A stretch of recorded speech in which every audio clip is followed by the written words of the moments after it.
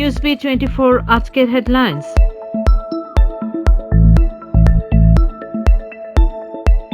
শিক্ষাবর্ষের নির্ধারিত সময়ের 5 মাস পরেও স্কুল কলেজ বন্ধ। করোনার রেশ থাকবে আগামী বছরের এসএসসি ও এইচএসসি পরীক্ষাতেও। দেশে ফের বেড়েছে করোনা রোগী, কমেছে মৃত্যু। একদিনে আরও 26 জনের মৃত্যু। 14,216 জনের নমুনা পরীক্ষায় শনাক্ত 1,812, জানিয়েছে স্বাস্থ্য অধিদপ্তর। আন্তর্জাতিক সীমান্তের কাছাকাছি মিয়ানমারের সেনাদের টহল বৃদ্ধিতে রাষ্ট্রদূতকে ডেকে বাংলাদেশের উদ্বেগ প্রকাশ।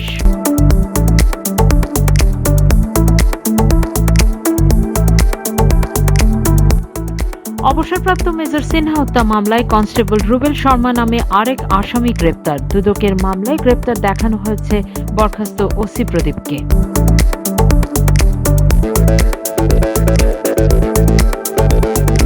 জেলা কমিটি পূর্ণাঙ্গ করার পাশাপাশি সাংগঠনিক তৎপরতা বাড়িয়েছে আওয়ামী লীগ। সব পর্যায়ের কমিটিতে ত্যাগী ও আদর্শিক কর্মীদের রাখার নির্দেশনা।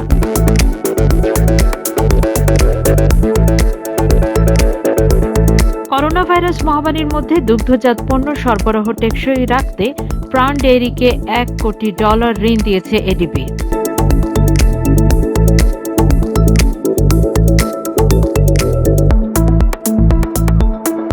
যুবলীগের বহিষ্কৃত ক্যাসিনো সম্রাটকে জাতীয় হৃদরোগ ইনস্টিটিউটের সিসিইউতে ভর্তি।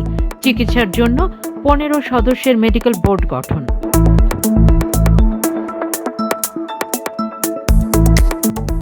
কমিশন গঠন না হওয়া পর্যন্ত নির্বাচিত অনলাইন পোর্টাল নিবন্ধন দেবে তথ্য অধিদপ্তর। ফি 10,000 টাকা নির্ধারণ। করোনায় না ফেরার দেশে চলচ্চিত্রের জনপ্রিয় অভিনেতা সাদেক বাচ্চু। সোমবার রাজধানীর ইউনিভার্সাল হাসপাতালে চিকিৎসাধীন অবস্থায় মারা যান তিনি।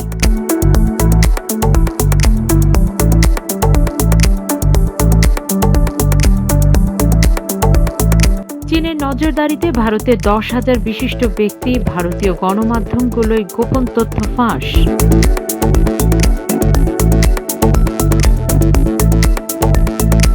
ক্ষমতাসীন দল এলডিপির নেতৃত্ব জিতে জাপানের প্রধানমন্ত্রী হওয়ার পথে ইয়োশিহিদে সুগা।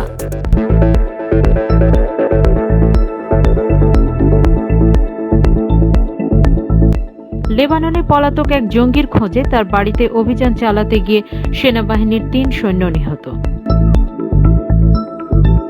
ভূমধ্যসাগরে তেল গ্যাস অনুসন্ধান। উত্তেজনা বাড়িয়ে কৃষ্ণ সাগরে অনুসন্ধান জাহাজ পাঠাচ্ছে তুরস্ক।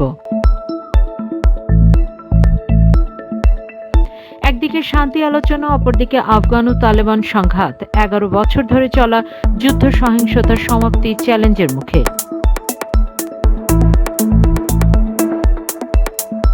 শুনলেন নিউজবি ব্রডকাস্ট।